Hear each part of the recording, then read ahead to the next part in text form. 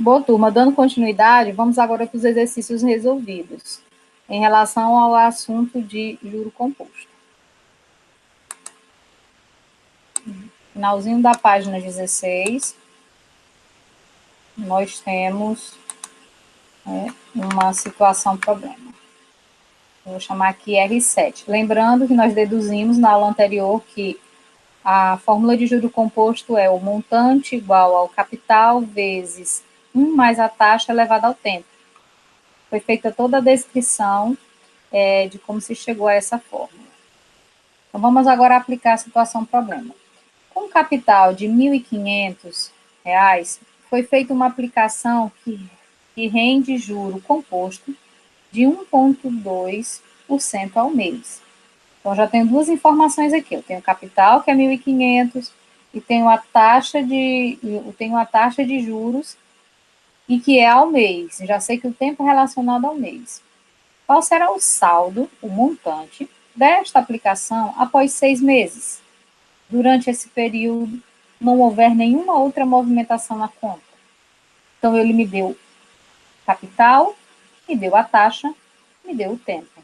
Então, eu vou substituir aqui, ó, capital, no lugar do I, vou colocar a taxa e vou elevar um determinado tempo. Ele faz a abertura de contas aqui, mas eu gostaria de mostrar para vocês numa outra página, com mais riqueza de detalhes. Então, bora lá. R7. Então, o capital é 1.500, a taxa é 1,2%, ou, observe aqui, ó, depois da vírgula, eu vou ter que ter 0,012 ao mês, num período de 6 meses. Então, o meu montante vai ser igual capital vezes 1 mais a taxa elevada ao tempo, a fórmula utilizada. Tá? O montante é igual a 1.500, é o valor que me foi descrito na questão, vezes 1 mais a taxa 0,012, elevado ao tempo, que é 6. E aí é continha mesmo, né? O uso do artifício.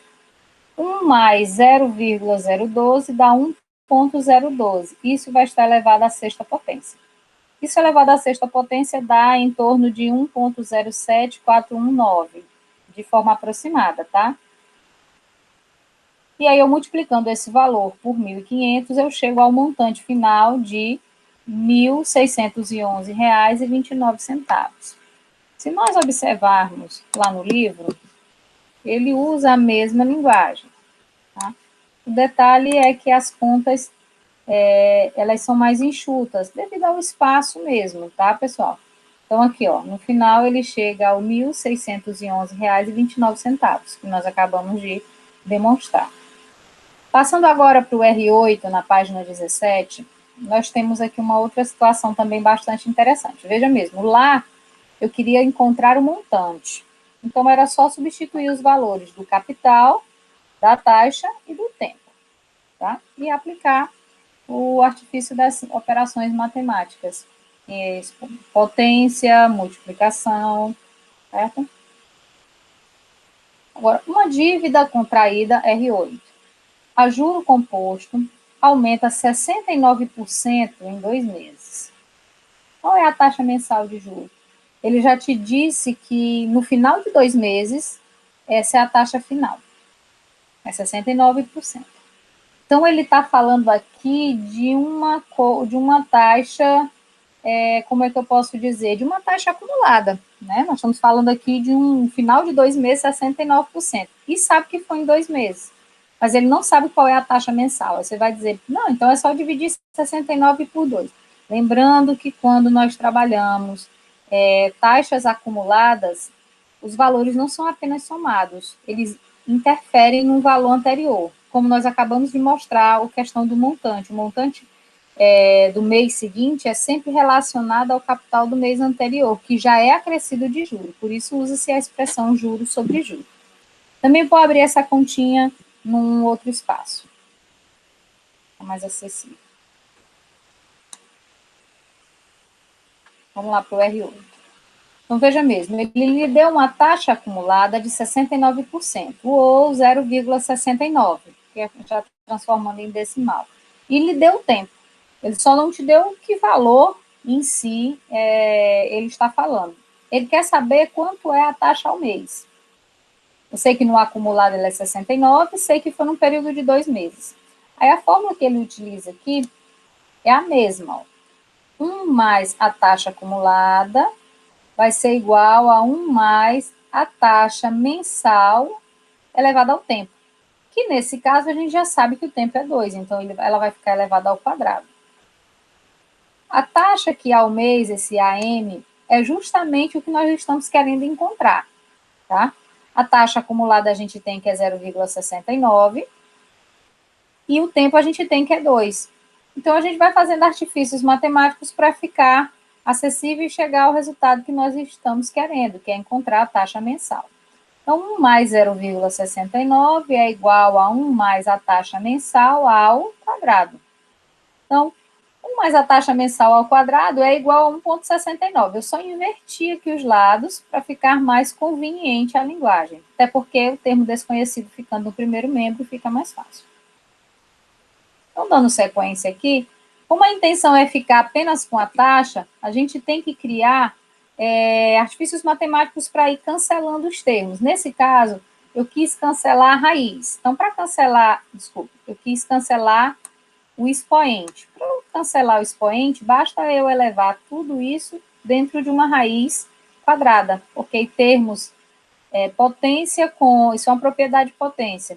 Quando a raiz de uma potência, o índice dela é igual ao expoente dessa potência, eu posso cancelar. Automaticamente é a minha base, o resultado. Então, cancelando aqui, eu já fico apenas com 1 mais a taxa. Já cancelei a potência aqui.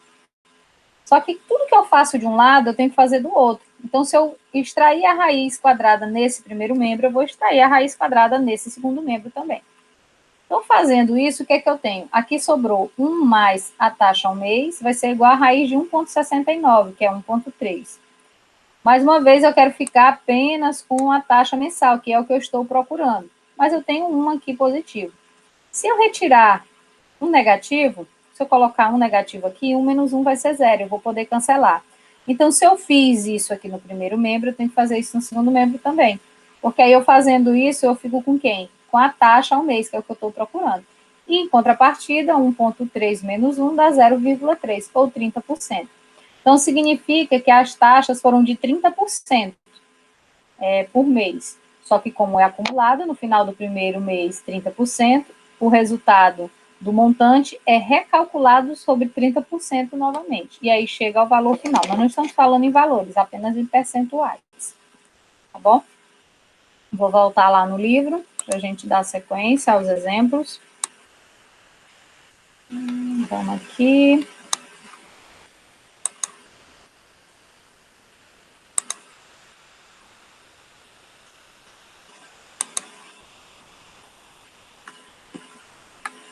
Como de fato, ó, chegaram aqui aos 30%. Por que eu costumo abrir as continhas lá? Porque a gente tem mais espaço, né, para trabalhar e a gente vê os passos acontecendo. Vamos para esse assunto aqui, que é o R9. Ela é um exemplo interessante, porque ela requer uma análise bem atrativa do contexto. Ó, uma loja oferece as seguintes alternativas para o pagamento de uma mercadoria. Eu tenho a opção à vista, com 3% de desconto sobre o preço da tabela, ou com um cheque pré-datado para 30 dias, o valor da tabela da mercadoria. Então, veja mesmo, tem um valor lá. Se eu resolver pagar à vista, ele vai me dar 3%, mas se eu resolver pagar a prazo, o valor vai ser o valor da mercadoria que está lá na tabela. Considerando que um consumidor tenha o dinheiro para comprar a mercadoria à vista e que esse dinheiro possa ser aplicado em uma instituição financeira a taxa de 0,8% ao mês, qual é a opção mais vantajosa para comprar nessa loja? Então, veja mesmo, ele tem a opção de pegar esse dinheiro, ele tem o dinheiro para pagar o produto, né? Não estamos falando de valor, estamos só falando que existe um valor e ele tem o dinheiro para esse valor. Mas será que é mais vantajoso ele pegar esse dinheiro e aplicar por 30 dias a um juro de 0,8 ao mês? e aí poder pagar com um cheque pré-datado para daqui 30 dias, sabendo que essa mercadoria sofre um desconto de 3%. Será que esse desconto de 3% é vantajoso ele pagar agora? Ou será que ele não conseguiria mais do que 3% se ele aplicasse o dinheiro dele? Então, qual opção mais vantajosa? Eu vou também abrir uma outra janela para ficar mais acessível. Tá? Então, vamos lá, tentar entender a situação. Então, eu vou chamar de PT, preço de tabela, e de PV, preço à vista. Então, o preço à vista é 3% de desconto. Então, significa aqui que ó, o preço de venda, né, o preço à vista menos o preço de venda, está sendo aqui o quesito é que o preço de venda está sendo 0,97 vezes o preço da tabela. Por que 0,97? Porque eu estou tirando aqui aqueles 3%. Um produto, ele vale 100%. Se você tira 3% de desconto para pagar ele à vista, então o PV aqui, que eu estou chamando preço à vista, é 0,97 do preço dele original, que eu estou chamando preço de tabela. Levando em consideração a taxa de 0,8% ao mês, lembrando que para transformar isso em número decimal eu divido por 100, então fica 0,008, isso ao mês, por um período de um mês. Qual será o montante? Então, a gente vai observar se a taxa envolvida for comparada com essa, a gente vai poder analisar qual a melhor situação. Então, vamos lá. Usando a fórmula do montante para juro composto, nós temos que, lembrando que o preço à vista está sendo o meu capital, tá? Então, o meu preço à vista aqui, vezes 1 mais a taxa elevada ao tempo, estou usando aqui a fórmula do juro composto, tá? Só que aonde tem capital, eu vou colocar o preço à vista. E aí, vou substituindo os valores que eu tenho. Coloquei a taxa, elevei a 1 e fez todo o processo, tá? Aqui, ó. Preço de venda, preço à vista, vezes 1 mais a taxa elevada a 1. E aí fui substituindo. Quem é o preço de venda? Nós chegamos à conclusão, preço à vista. Quem é o preço à vista? É 0,97 vezes o preço da tabela. Então, observe que aqui, ó, no lugar de PV, eu usei agora 0,97 vezes preço de tabela. Eu coloquei o preço de venda, eu coloquei 0,97 vezes o preço da tabela. Vezes 1 mais a taxa elevada a 1, mas não precisa porque a gente sabe que vai dar o próprio valor. 1 mais 0,008 é 1,008. Vezes preço de tabela, vezes 0,97. Quando eu faço o produto entre eles, ele estou dizendo que o meu montante vai ser igual a 0,977776 vezes o preço da tabela. Então, se eu fizer o empréstimo, é esse o valor final que eu vou ter de montante. Então, aí a gente entra com análise. O montante está sendo menor do que o preço da tabela? Se a gente observar, levando em consideração aqui que o preço da tabela é 100%, ele está sendo menor. Então, ó, olha a conclusão que eu chego. 0,977 vezes o preço de tabela é menor que o preço de tabela. Por quê? Esse preço de tabela aqui, ó, é 100%. É como se eu tivesse 1 vezes preço de tabela. O valor do montante que eu encontrei aqui é 0,977776. Que é uma dízima aqui, né? É um valor decimal aproximado. Esse valor é menor que 1, 0,9. Então, é lógico que o montante aqui vai ser menor do que o preço de tabela. Então, de qualquer forma, é mais vantajoso ele pagar à vista. Porque se ele aplicar esse dinheiro, o juro investido vai ser mais ou menos esse. Então, nessas condições, é mais vantajoso manter o preço à vista. Tá, pessoal? Só finalizando aqui com vocês, mais essa etapa.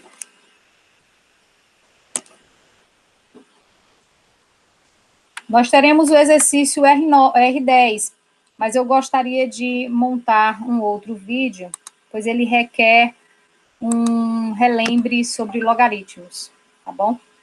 Com vocês.